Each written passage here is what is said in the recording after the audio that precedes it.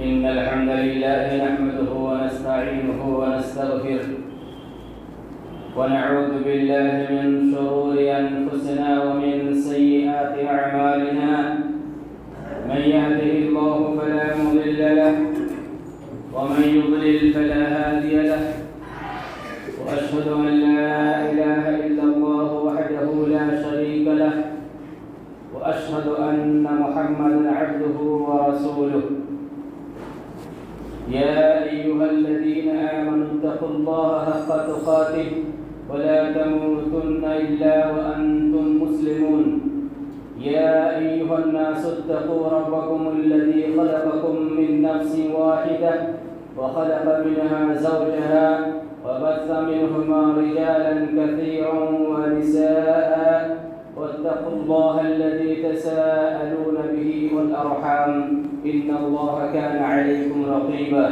يا أيها الذين آمنوا اتقوا الله وقولوا قولا سديدا يصلح لكم أعمالكم ويغفر لكم ذنوبكم ومن يطع الله ورسوله فقد فاز فوزا عظيما أما بعد فإن أصدق الحديث كتاب الله وخير الهدي هدي محمد صلى الله عليه وسلم وشر الأمور محدثاتها وكل محدثة بدعة وكل بدعة ضلالة وكل ضلالة في النار أعوذ بالله من الشيطان الرجيم بسم الله الرحمن الرحيم وقال تعالى يا أيها النبي إنا أرسلناك شاهدا ومبشرا ونذيرا وداعيا إلى الله بإذنه وسراجا منيرا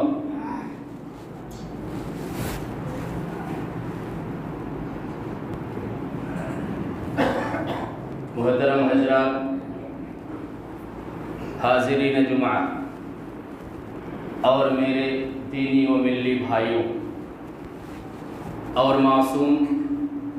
نونہالوں، گزشتہ جمعہ ہم نے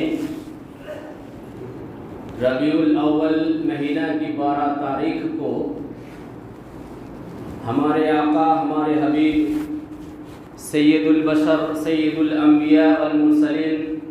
صلی اللہ علیہ وسلم کی وفات کا تذکرہ مختصر انداز میں کیا گیا تھا۔ ہم نے اس کا جو تذکرہ کیا تھا، ہم نے جو سنا تھا، یہ نہایت ہی مختصر انداز میں اس واقعہ کو یا اس سانحہ کو بیان کرنا کسی ایک خطبہ میں یہ صرف ناممکن ہی نہیں بلکہ محال ہے۔ اس لیے چند ضروری باتوں کا ہم نے تذکرہ کیا تھا۔ ان میں سے کچھ ایسی باتیں تھیں جن باتوں کو جان بوجھ کر اگلے خطبہ کے لیے یا مستقبل کے لیے چھوڑ دیا گیا تھا کہ اگر اللہ تعالیٰ نے باحیات رکھا، زندگی دی، تو انشاءاللہ تعالیٰ ان چند باتوں کو پھر بیان کیا جائے گا، ان باتوں کا تذکرہ کیا جائے گا۔ ہم لوگ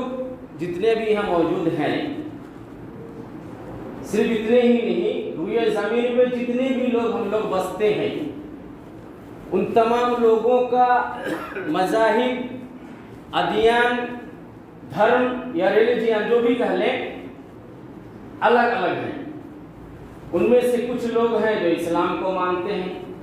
ان میں سے کچھ لوگ ہیں جو ہندوازم کو مانتے ہیں،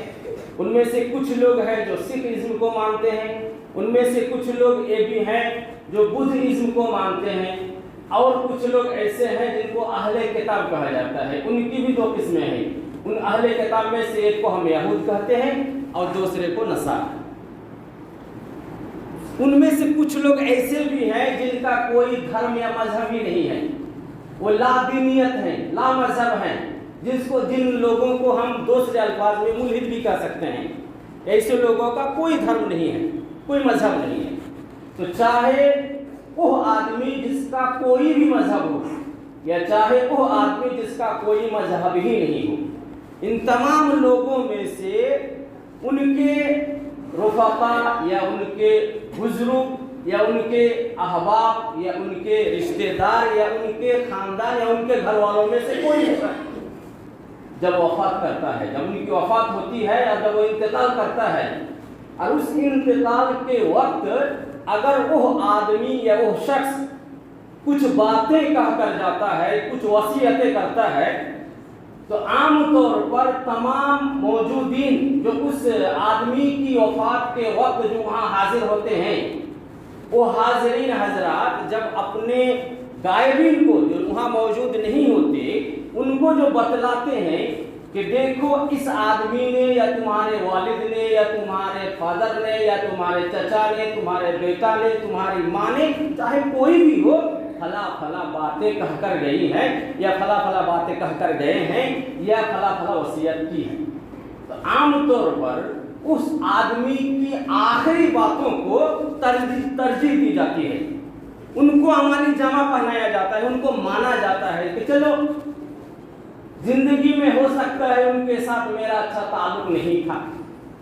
आखिरी दौर में जब उन्होंने ये ख्वाहिश की तो उनकी ख्वाहिश पूरी कर दी जाए, या पूरी जिंदगी मैंने उनकी इताअत करने की हक़्क़ल इम्कान कोशिश की, उनकी बातों को मानना, उनकी बातों पर अमली जामा पहनाने के लिए मैंने हक़्क़ल मक़दूर कोशिश की।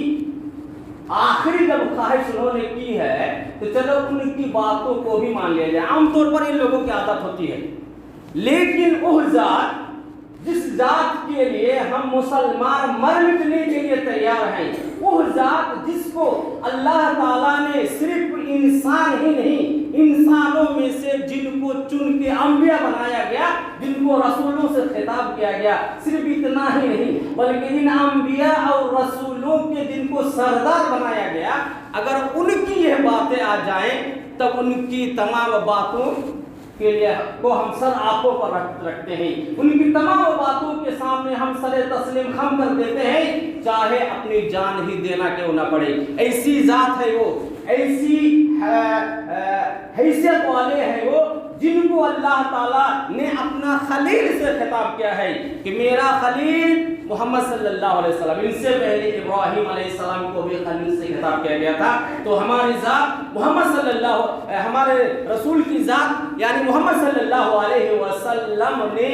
अपने अय्याम मरज में, जिन दिनों में जिन जो अय्याम अल्लाह के रसूल सल्लल्लाहु अलैहि वसल्लम की बीमारी में गुजरे, या जिन दिनों में अल्लाह के रसूल बीमार रहे, या मरजुल मौत जिसको कहा जाता है, जिन दिनों में अल्लाह के रसूल बीमार रहे, उन अय्याम में अपने सहाबा के साथ साथ पूरी दुनिया के तमाम लोगों को कुछ नसीहतें और वसीयतें करके गए हैं। कुछ ऐसी चंद बातें अल्लाह के रसूल सल्लल्लाहु अलैहि वसल्लम आपने आखिरी दौर में कहकर गए हैं, जिन तमाम बातों का तज़किरा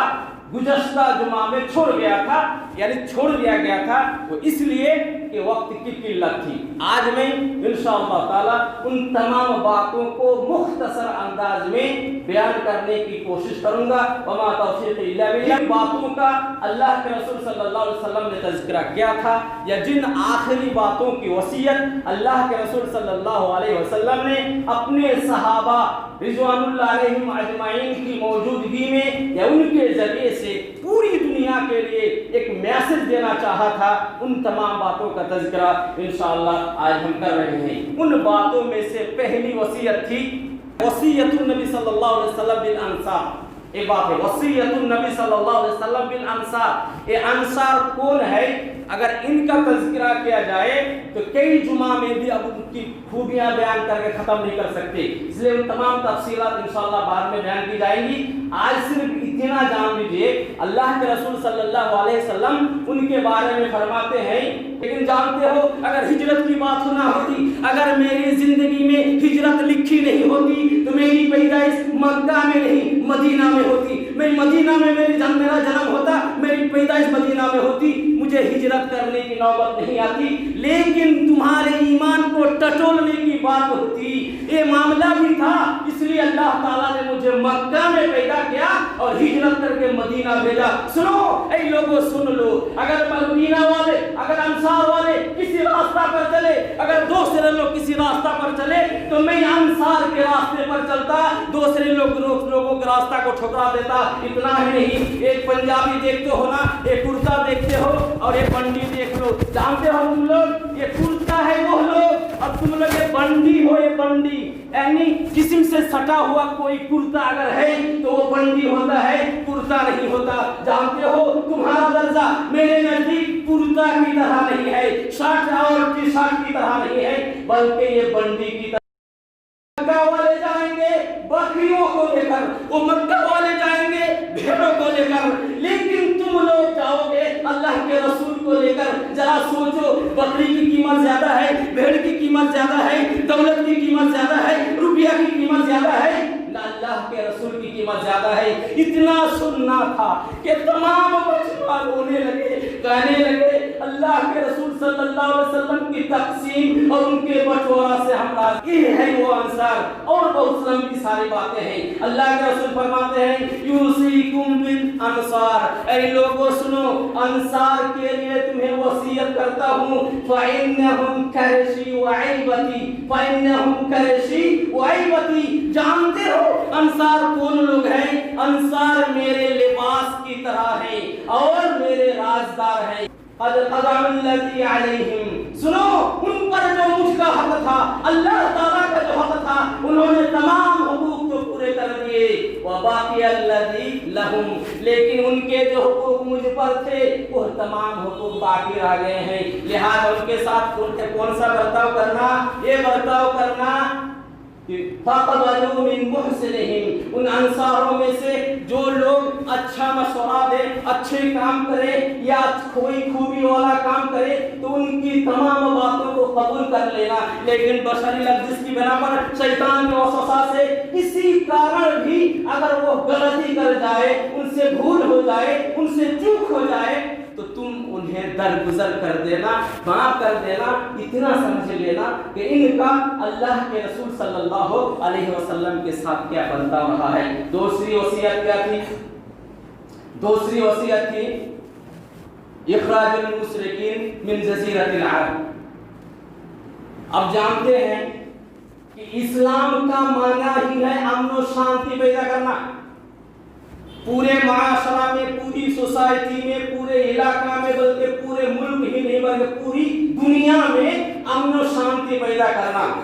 اور اس امن و شانتی پیدا کرنے میں اگر کوئی خلل ڈالے، اس کو بھنگ کر دے، اس کو توڑ دے اور اس میں خلبلی یا اس میں خرابی پیدا کرنے کی کوشش کرے تو ایسے لوگوں کو اس سماج میں رہنے کی اجازت نہیں ہوگی۔ وہ لوگ تھے جو مسلمانوں کے درمیان، جو اللہ کی وحدانیت کا اقرار کرنے والوں کے درمیان خلل ڈالنے کی کوشش کرتے تھے، وہ پھوٹ ڈالنے کی کوشش کرتے تھے، وہ امن و شانتی کے دشمن تھے۔ ایسے لوگوں کے بارے میں اللہ کے رسول نے کہا تھا اخرج المشرکین من جزیرۃ العرب، یہ جو عرب ہے، عرب کنٹری ہے، اس کنٹری سے ایسے لوگوں کو، بدامنیوں والوں کو، بدامنی پھیلانے والے کو، خرابی پھیلانے والے کو، عقیدے میں بگاڑ پیدا کرنے والے لوگوں کو تم مکہ سے نکال دینا۔ اور دوسری بات کیا تھی؟ وَإِكْرَامُ الْوُفُودِ، یعنی میری زندگی میں بہت سارے ایسے جماعت آیا کرتی تھی دور دراز سے اسلام کو سمجھنے، اسلام کی تعلیم حاصل کرنے کے لیے۔ ایسے لوگ جو آتے ہیں تو جس طرح میں ان کی تعظیم کیا کرتا تھا اسی طرح تم بھی اس کی تعظیم کرنا اور ان کے ساتھ کسی بھی طرح کا کوئی ایسا برتاؤ نہ کرنا جسے تکلیف ہو اور اسلام اور مسلمانوں کے بارے میں وہ روٹھ جائے اور اسلام کے بارے میں، اللہ کے بارے میں، اللہ کے دین کے بارے میں، اللہ کے رسول کے بارے میں غلط دھارنا اور خیال ان کے دل میں آ جائے۔ اس طرح کا برتاؤ کبھی مت کرنا۔ اور تیسری بات کیا تھی کہ وَاعْتَصِمُوا بِحَبْلِ اللَّهِ جَمِيعًا وَلَا تَفَرَّقُوا، اللہ تعالیٰ کی جو رسی ہے یعنی کتاب اللہ اور سنت رسول اللہ، ان تمام چیزوں کو تم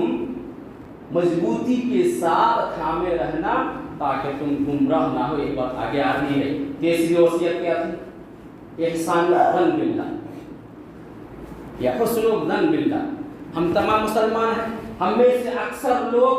بلکہ سبھی لوگ اللہ کی مانتے ہیں۔ یہ الگ بات ہے کہ کچھ لوگ عبادت نہیں کرتے۔ جہاں تک ماننے کی بات ہے، ہم تمام لوگ مانتے ہیں، جتنے بھی مسلمان ہیں ہم اللہ کو مانتے ہیں، اللہ کے رسول کو بھی مانتے ہیں، لیکن اپنے کرتوتوں سے، اپنے افعال سے، اپنے کردار سے، اپنے کیریکٹر سے ہم اس کی مخالفت کر دیتے ہیں یا دکھا دیتے ہیں کہ ہم پکا سچا مسلمان نہیں ہیں۔ لیکن جہاں تک دل کی بات ہے، ہم لا الہ الا اللہ کے اقرار ضرور کرتے ہیں۔ تو ایسے لوگ جو اللہ کی عبادت کرتے ہیں کے بارے میں اللہ تعالیٰ فرماتا ہے، اللہ کے رسول صلی اللہ علیہ وسلم کے ذریعے سے، وہ کیا؟ احسان الظن باللہ، تم عبادت کرتے ہو، تم روزہ رکھتے ہو، تم لوگوں کی بھلائی کرتے ہو، تم صدقہ دیتے ہو، تم زکات دیتے ہو، ہر بھلائی کا کام کرتے ہو، لیکن دل میں یہ خیال نہیں آتا پتہ نہیں اللہ قبول کرے گا بھی نہیں، یہ ظن نہیں ہونا چاہیے۔ اللہ کے بارے میں اچھا گمان ہونا چاہیے، اللہ کے بارے میں حسن ظن ہونا چاہیے کہ اللہ تعالیٰ تو نے مجھے اس کی عبادت کی توفیق دی، تو نے مجھے نماز پڑھنے کی توفیق دی، تو نے مجھے روزہ رکھنے کی توفیق دی، تو نے مجھے زکات دینے کی توفیق دی، تو نے مجھے حج کرنے کی توفیق دی، تو نے مجھے صدقہ کرنے کی توفیق دی، بلکہ ہر بھلائی کا کام کرنے کی توفیق دی، تو اللہ کو قبول بھی کرنا۔ اور جو لوگ شیطانی وسوسہ کی بنا پر شیطان کے بہکاوے کی وجہ سے عبادت نہیں کرتے ہیں، ایسے لوگوں کو اللہ سے اچھا برتاؤ کرتے ہوئے توبہ کرنا چاہیے۔ اللہ تعالیٰ میں چاہتا تو ہوں کہ میں نماز پڑھوں، میں چاہتا تو ہوں روزہ رکھوں، میں چاہتا تو ہوں زکات دوں، میں چاہتا تو ہوں حج کروں، لیکن میں شیطان کی وجہ سے نہیں کر پاتا۔ اللہ آج سے توبہ کرتا ہوں، اللہ تو میری توبہ قبول کر لے اور آئندہ اچھے کام کرنے کی توفیق دے۔ اور دو وصیتیں رہ گئی، وقت بھی ہو چلا ہے۔ انشاءاللہ اگر اللہ تعالیٰ پھر آگے زندہ رکھا، باحیات رکھا، تو باقی تمام باتیں اگلے جب بھی موقع ملے گا ان تمام باتوں کو پھر بیان کی جائے گی۔ آخر میں دعا ہے اللہ تعالیٰ سے، یا اللہ تعالیٰ تمام مسلمان کو، خصوصاً اس مسجد میں جتنے لوگ ہم نماز پڑھنے آتے ہیں، جمعہ کی نماز، ان تمام لوگوں کو تیری عبادت کما حق ادا کرنے کی توفیق عطا فرما۔ یا اللہ، ہم سے جو غلطی ہو جاتی ہے، ہم سے جو خطا ہو جاتی ہے، ہم سے جو گناہ ہو جاتا ہے، ان تمام گناہوں کو تو معاف کر دے، اور ساتھ ہی ساتھ ہم میں سے جو لوگ چاہ کر بھی تیری عبادت نہیں کر پاتے ہیں، ان تمام لوگوں کو تیری عبادت کرنے کی توفیق عطا فرما۔ آمین یا رب العالمین۔ ان الحمد للہ کفی وسلام علی عباده الذین اصطفى، اما بعد ان اللہ وملائکته یصلون علی النبی یا ایها الذین آمنوا صلوا علیہ وسلموا تسلیما۔ اللهم صل على محمد وعلى آل محمد كما صليت على إبراهيم وعلى آل إبراهيم إنك حميد مجيد۔ اللهم بارك على محمد وعلى آل محمد كما باركت على إبراهيم وعلى آل إبراهيم إنك حميد مجيد۔ أقول قولي هذا أستغفر الله لي ولكم ولسائر المسلمين۔